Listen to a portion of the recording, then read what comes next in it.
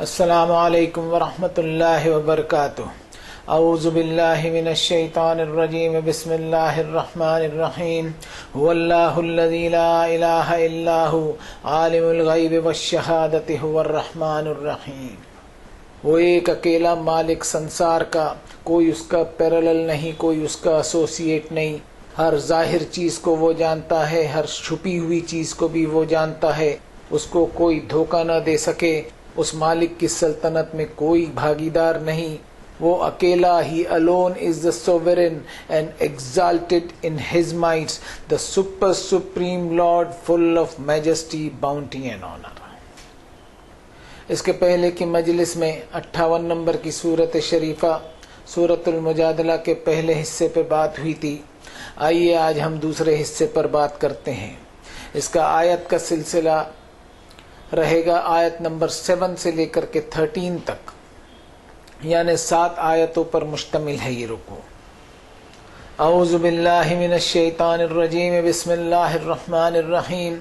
الم تر ان اللہ یعلم ما فی السماوات وما فی الارض، ما یکون من نجوى ثلاثة الا هو رابعهم ولا خمسة الا هو سادسهم ولا ادنى من ذلك ولا اکثر الا هو معهم اینما كانوا ثم ينبئهم اللہ بما عملوا یوم القیامت ان اللہ بكل شیء علیم۔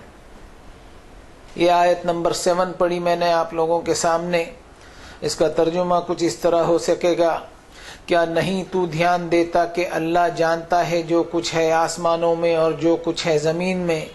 نہیں ہوتی کوئی خفیہ یا پرائیویٹ مجلس 3 کی مگر اللہ چوتھا موجود ہوتا ہے ان میں، اور نہ 5 لوگوں کی مجلس مگر چھٹا ہوتا ہے ان میں اللہ، اور نہ زیادہ چھوٹی اس سے اور نہ زیادہ بڑی مجلس اس سے، مگر اللہ ان کے ساتھ موجود ہوا ہی کرتا ہے جہاں کہیں بھی ہو۔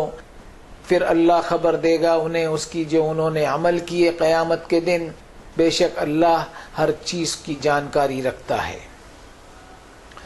یہ آیت کا ترجمہ تو میں نے کیا، اب اس آیت پر غور کریں کہ آیت پڑھنے والے کو ایڈریس کر رہی ہے اور ایک انسان کو اس بات سے آگاہ کر رہی ہے کہ وہ کسی بھی مجلس میں رہے، چاہے سوشل مجلس ہو، چاہے پرسنل مجلس ہو، چاہے سیاسی ہو، کتنے بھی لوگ ہوں، کم زیادہ ہوں، اللہ تعالیٰ ان میں موجود ہوا ہی کرتا ہے۔ اور آیت اس بات کو بھی بتا رہی ہے کہ the secrecy is a relative and limited term among ourselves، یعنی رازداریاں ہم انسانوں کے بیچ مینٹین تو ہو ہی جائیں گی، ایک دوسرے سے ہم باتیں چھپا لیں گے، لیکن اللہ کے سامنے کوئی چیز راز میں ہم نہیں رکھ سکتے۔ عام طور پر رازداریاں اس ڈر کی وجہ سے یا بے اعتمادی کی وجہ سے رکھی جاتی ہیں، یا کوئی سازش ہو جانے کی خاطر، یا کوئی غلط کام ہو گیا اس کو چھپانے کی خاطر رازداریاں رکھی جاتی ہیں۔ But all is open before God almighty sight, لیکن اللہ کی نگاہ کے سامنے سب کچھ کھلا ہے، کوئی چیز اس سے چھپی نہیں ہے۔ اور اللہ کا سسٹم ایسا زبردست ہے کہ سواء منکم من اسر القول ومن جہر بہ ومن هو مستخف باللیل وسارب بالنہار۔ ہمارے سب سے زیادہ پوشیدہ اور چھپے خیالات اور ہمارے چھپے مقصد اور ہمارے چھپی نیتوں اور انٹینشنز بھی ہمارے رب سے کسی بھی صورت میں چھپائے نہیں جا سکتے۔ اس رب کی بے پناہ قدرتوں کے آگے ہر ایک بے بس ہے، اور وہ رب اپنی مخلوق کے ہر حال اور اس کی تمام حرکتوں سے واقف ہے۔ کوئی بھی چیز چھپی ہو یا کھلی ہو، چاہے رات کے اندھیروں میں ہو یا دن کے اجالے میں ہو، اللہ کے لیے سب برابر۔ الا یعلم من خلق وهو اللطیف الخبیر۔ اور وہ کیسے نہ جانے، اسی نے تو ہر ایک کو کریٹ کیا ہے۔ ہی knows the finest details of every created being۔ وہ اپنی مخلوق کی ساری تفصیل مکمل طور پر جانتا ہے۔ His knowledge is so deep and thoroughly penetrating that even the tiniest of the tiny things cannot remain hidden from him۔ اس کا علم اتنا گہرا اور مکمل کہ چھوٹی سی چھوٹی چیز بھی اس کے سامنے سے چھپ نہیں سکتی. اور اس آیت سے ایک انسان کو یہ بات بھی سمجھائی جا رہی ہے کہ وہ اپنے رب کے ریکارڈ سسٹم سے بالکل باہر نہیں ہے.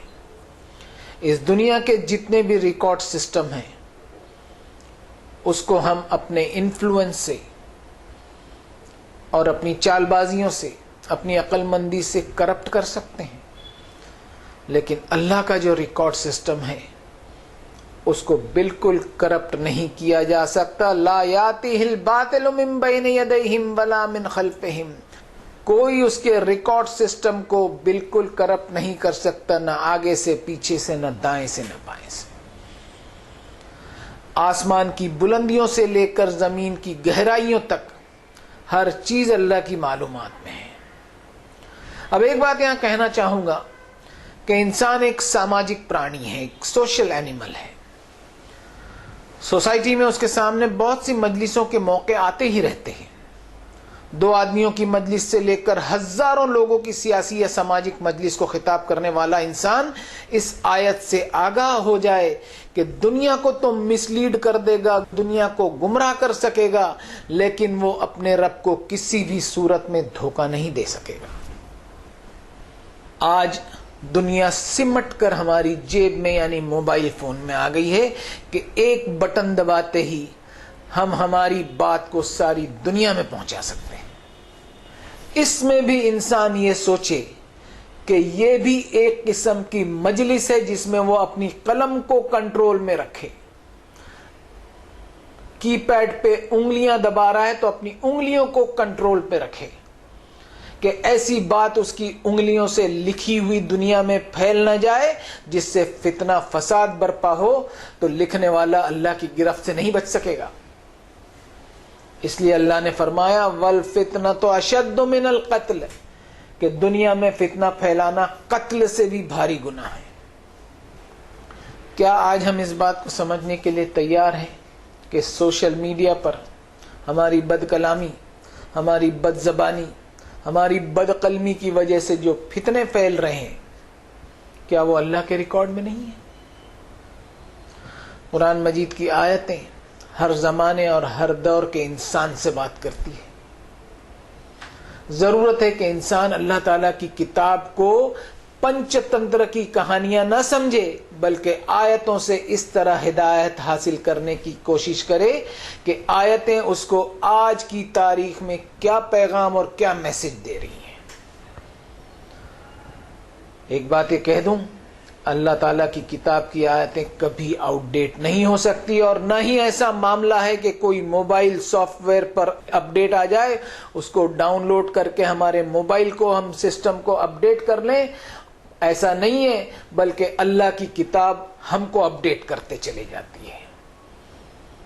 قرآن مجید کی آیتوں سے انسان اپنی ہدایت کو اپ ڈیٹ کرتے چلے جائے، یہ بہت ضروری ہے جیون جینے کے لیے.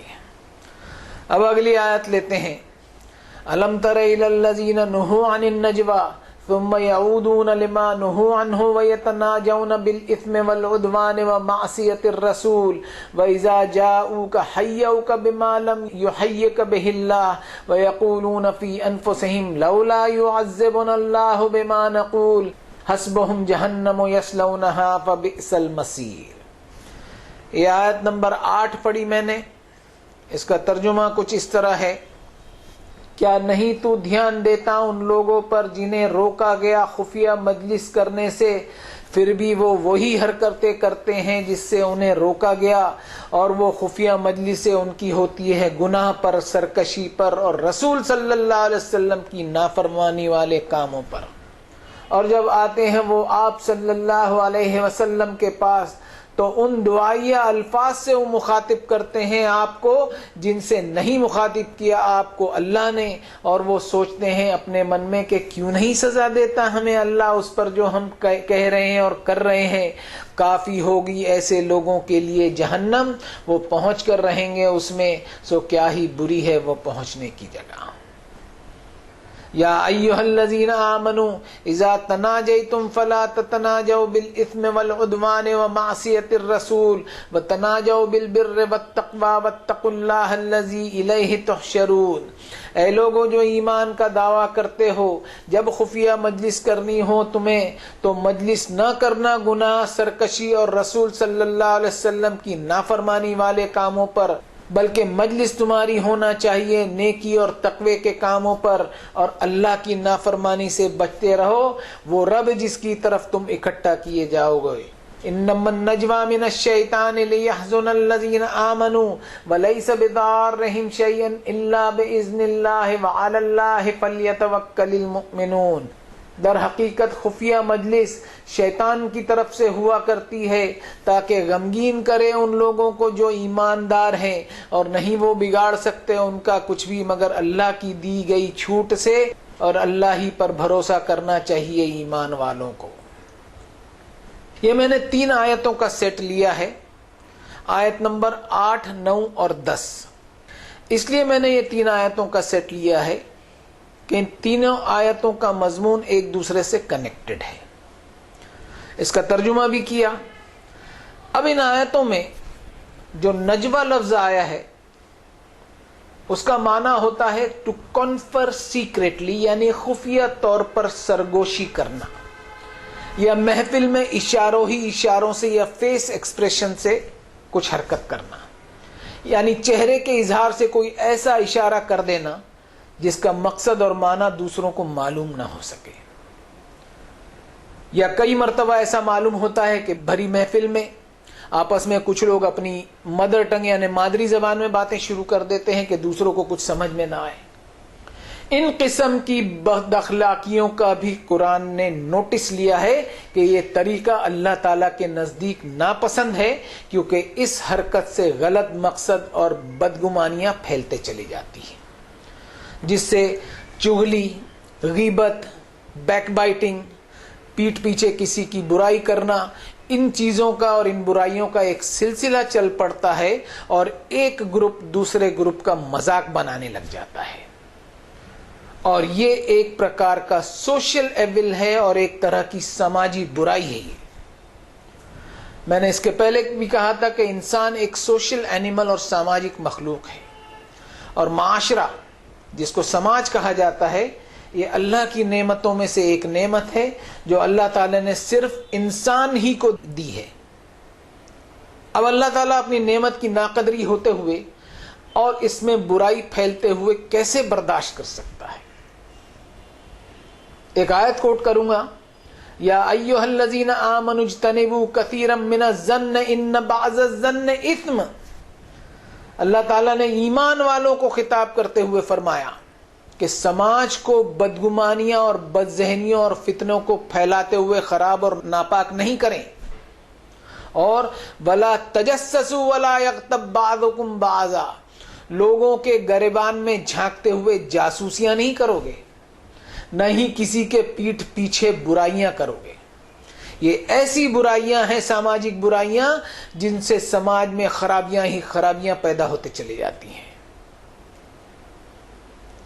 پھر یہ بھی فرمایا اس آیت میں، ایحب احدکم ان یاکل لحم اخیہ میتا فکرہتموہ، کیا تم چاہو گے کہ یہ سب حرکتیں کرتے ہوئے اپنے مرے ہوئے بھائی کا گوشت کھاؤ گے تم؟ جب ایسا کرنے سے تمہیں کراہیت ہوتی ہے تو سماج میں ایسی برائیاں پھیلانے سے تم کو کراہیت کیوں نہیں ہوتی؟ آج دنیا میں ویج کھانا کتنا کھایا جاتا ہے اور نان ویج کھانا کتنا کھایا جاتا ہے، اس کے ڈیٹا فگرز اور باتیں بہت چلتی ہیں، لیکن سب سے زیادہ نان ویج جو کھایا جاتا ہے وہ مرے ہوئے بھائی کا گوشت کھایا جاتا ہے، کسی کی پیٹھ پیچھے برائی کرتے ہوئے، اس کی غیبت کرتے ہوئے، اس کی چغلیاں پھیلاتے ہوئے۔ بہت افسوس کی بات ہے، اور یہ آیت ایمان والوں کو خطاب کر رہی ہے کہ لسم الفسوق بعد الایمان، کہ ایمانی سوسائٹی میں یہ سب حرکتیں اگر ہو رہی ہیں تو اس پہ فوراً روک لگائی جائے، کہیں تمہارا ایمان ضائع نہ ہو جائے، تمہارا ایمان برباد نہ ہو جائے۔ واٹس ایپ پہ ایک بڑا خوبصورت شعر پڑھنے میں آیا، کہ نیکیاں کم پڑ رہی تھی اعمال نامے میں، نیکیاں کم پڑ رہی تھی اعمال نامے میں، شکر ہے کہ کچھ دوستوں کی غیبتیں کام آ گئی. کتنا معنی خیز شعر ہے. اب آیت کے آخری حصے میں فرمایا واتقوا اللہ ان اللہ تواب الرحیم. اب اللہ ایمان والوں کو کانشیس اور چوکنے رہنے کی تعلیم دیتا ہے کہ یہ حرکتیں جس کو ایمان والے اگر معمولی سمجھ رہے ہیں تو اس دھوکے میں نہ رہیں. جناب محمد الرسول اللہ صلی اللہ علیہ وسلم کی محفلوں میں یہ حرکت ہوا کرتی تھی کہ محفل میں کچھ مسچیویس لوگ، کچھ شرارتی اور بدتمیز لوگ اشاروں کی زبان میں یہ حرکتیں کیا کرتے تھے جس سے شک و شبہات پیدا ہوتے تھے. اور سماج میں ایسی چیپ اور اوچھی حرکتیں کرنے والے ہوتے ہی ہیں، اور قرآن مجید ان حرکتوں کو اگنور اور نظر انداز کرنے کی تعلیم دیتا ہے. پورے قرآن مجید پر آپ غور کر لیں کہ کنفرنٹیشن کو کبھی سپورٹ نہیں کرتا، بلکہ غیر ضروری ٹکراؤ اور کنفرنٹیشن سے ہجرت کرنے کی تعلیم دیتا ہے. ہم ہجرت کو، مائیگریشن کو صرف وطن چھوڑ کر دوسرے وطن چلے جانا ہی ہجرت سمجھتے ہیں. یہ ایک قسم کی ہجرت ضرور ہے، لیکن غیر ضروری ٹکراؤ کو اٹھنے نہ دینا، تنازع کو اور ڈسپیوٹ کو اٹھنے نہ دینا، یہ بھی ایک قسم کی ہجرت ہی ہے. سماج میں مسچیویس پیپل، شرارتی اور بدتمیز لوگ ہوتے ہی ہیں کہ کچھ ایسی حرکت کریں کہ آداب مجلس اور ڈیکورم آف دا میٹنگ جو ہے وہ ڈسٹرب ہو جائے.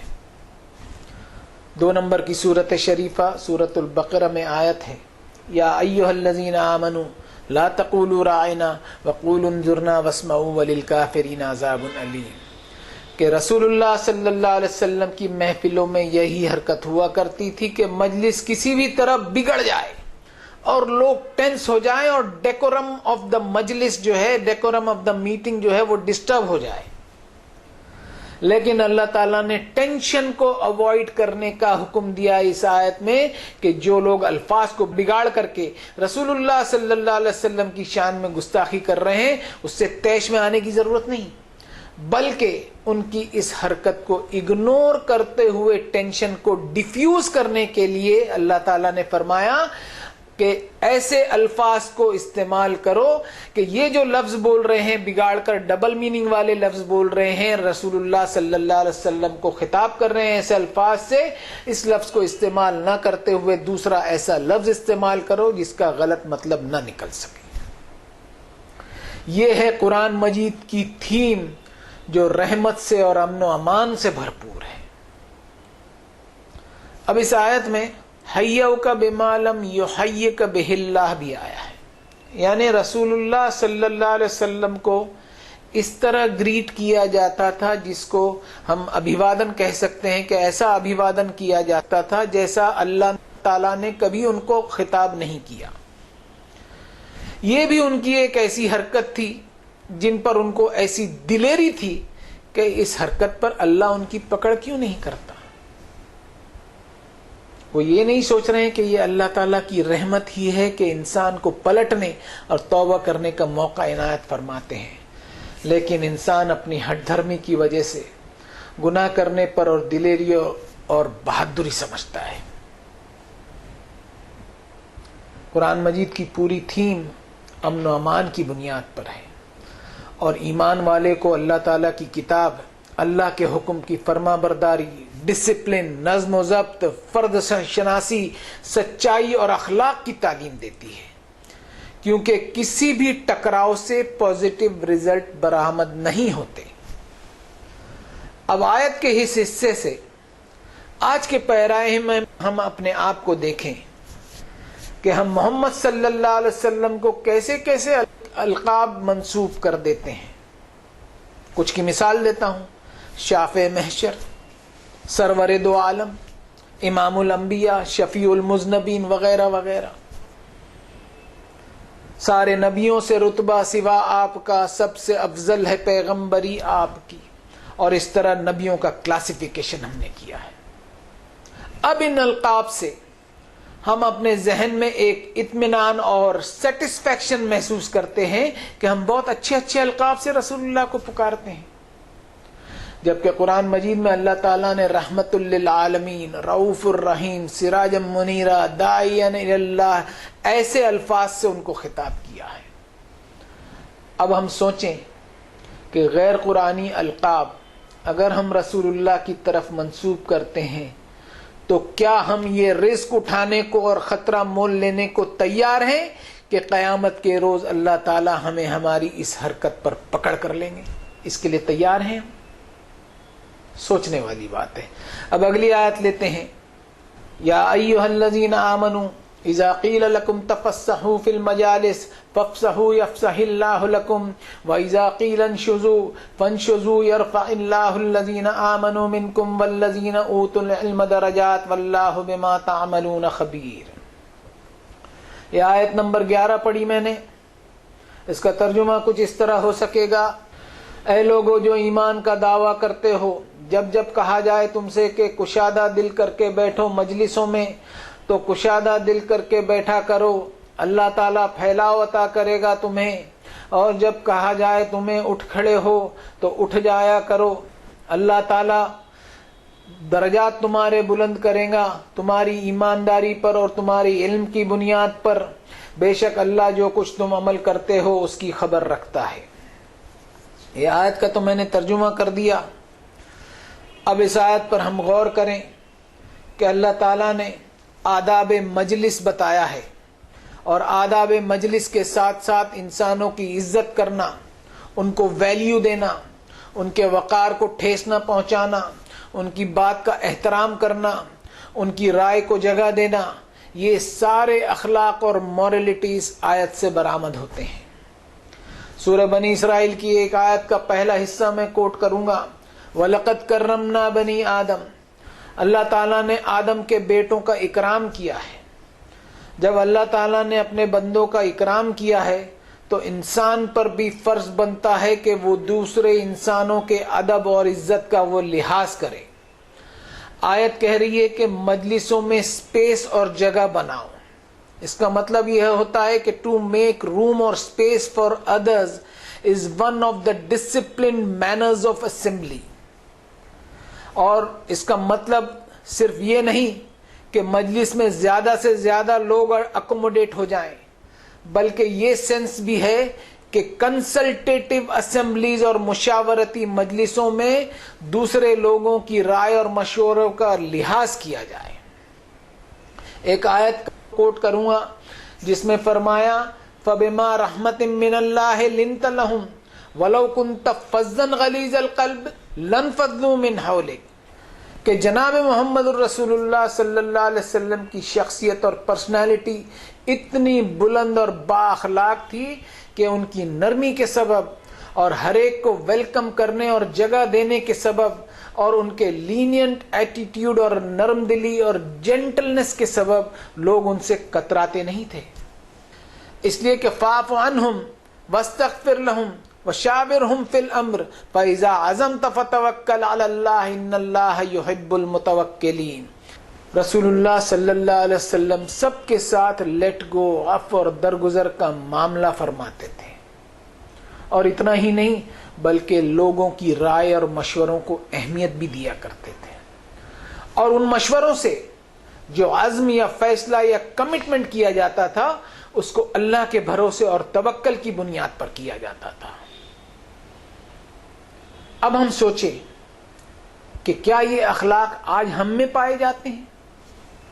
چھوٹی سی سماجی مجلس سے لے کر پارلیمنٹ تک اور انٹرنیشنل فورم تک ہم دیکھ لیں کہ کیسے لوگوں کی باتوں کو کاٹنے کا کام، لوگوں کی عزت نفس پر کیچڑ اچھالنے کا کام، یہاں تک کہ گالی گلوچ بھی ہو جایا کرتی ہیں، ایک دوسرے پر کرسیاں بھی اٹھا کر پھینکی جاتی ہیں۔ سوشل میڈیا یہ بھی آج کے دور کی ایک مجلس ہی ہے، اس کو بھی ہم دیکھ لیں کہ کیریکٹر اسیسینیشن اور کردار کشی سے بھری پڑی ہے۔ ہمارے اخبارات، نیوز پیپر، وہ بھی کردار کشی اور کیریکٹر اسیسینیشن سے بھرے ہوئے ہیں۔ لینینسی جو ہے نا، leniency, gentleness, these are moral virtues, and it is necessary that a reformer and a missionary must have these qualities or virtue. ادارتا اور نرمی یہ ایسے اخلاق ہیں اور ایسی خوبیاں ہیں جو لیڈروں میں ہونے چاہیے. اللہ کی رحمت رسول اللہ صلی اللہ علیہ وسلم پر ایسی تھی کہ ان کی شخصیت انتہائی نرم، عز اور انکساری سے بھرپور تھی. سلام ہو جناب محمد رسول اللہ صلی اللہ علیہ وسلم پر کہ اس آیت کے تحت دنیا میں رائٹ ٹو ایکسپریشن یعنی اظہار رائے کا حق اور بولنے کی آزادی کو قائم کیا. آج دنیا میں freedom of speech, right to equality, right to education اور بھی کئی سارے حقوق اور ادھیکار جس سے دنیا فائدہ اٹھا رہی ہے وہ قرآن مجید کے ذریعے محمد صلی اللہ علیہ وسلم کی دین ہے. اب اگلی آیت لیتے ہیں.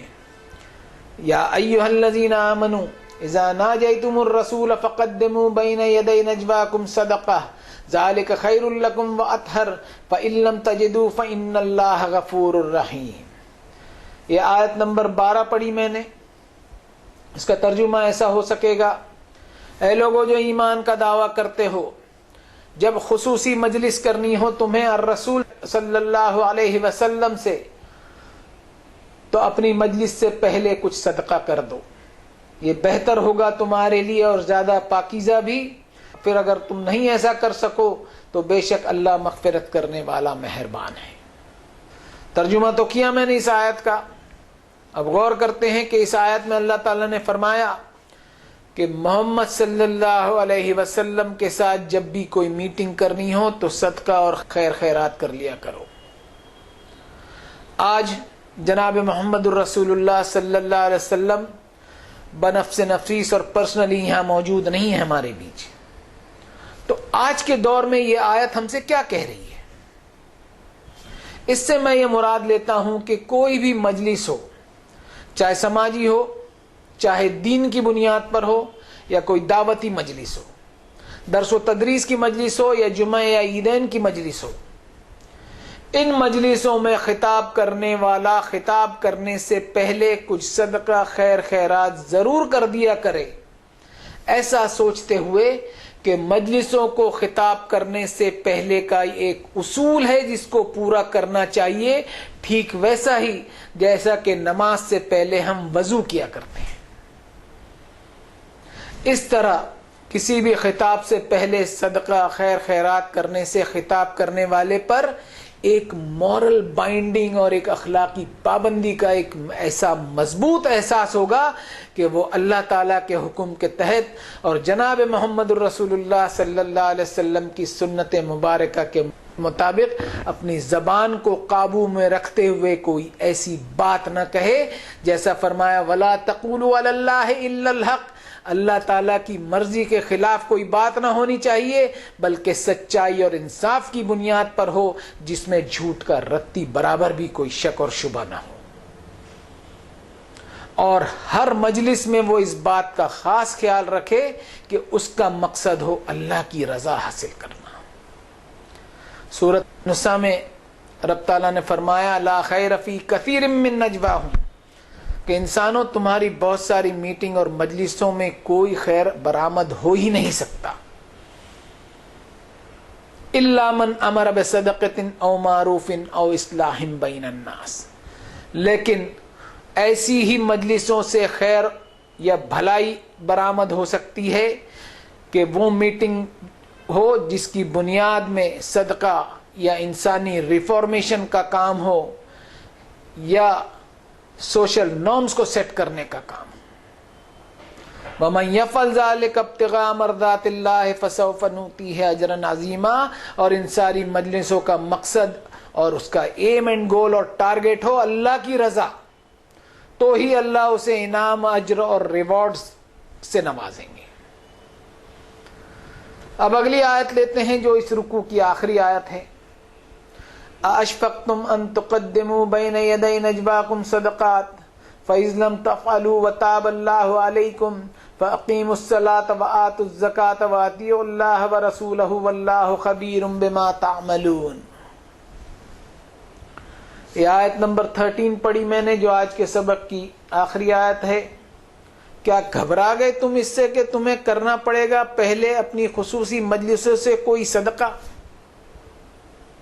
اور جب تمہیں صدقہ کرنے کا موقع نہ ملے تو بھی اللہ تعالیٰ کی توجہ تم پر رہے گی، لہذا تم قائم کرو عبادات کے سسٹم کو اور ادا کرتے رہو زکوٰۃ، اور کہاں مانو اللہ اور اس کے رسول کا، بے شک اللہ خبر رکھتا ہے اس کی جو تم عمل کرتے ہو۔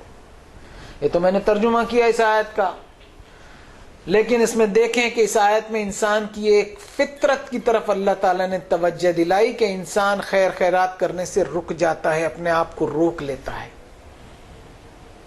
وہ اسے سوچتا ہے کہ میرے پاس اتنے روپے ہیں، میں اتنا خیرات کر دوں گا تو اتنے روپے کم ہو جائیں گے، کسی غریب کو دے دیا تو میرے پاس اتنا میرا نقصان ہو جائے گا۔ یہ بہت چھوٹی سوچ ہے انسان کی۔ ایسی سوچ جو ہے وہ اللہ پر بھروسہ اور تقوی اس کے کمزور ہونے کی نشانی ثابت کرتی ہے، اور یہ انسان کی نفسی کمزوری ہے کہ انسان حالات سے بڑا ڈرتا ہے۔ وَأُحْضِرَتِ الْأَنفُسُ الشُّحَّ، جی کا بڑا لالچی ہوتا ہے، وہ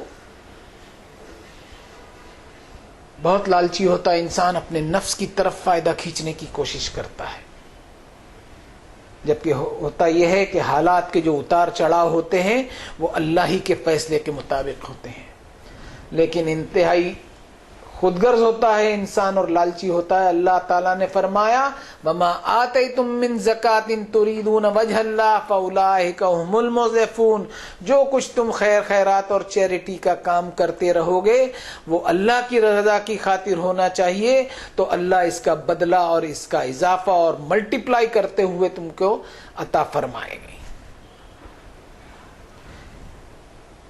یہ اس معمولی بندے نے آپ کے سامنے سورۃ المجادلہ کے دوسرے رکوع پر جو کچھ اللہ تعالیٰ نے اسے سجھایا وہ پیش کرنے کی کوشش کی۔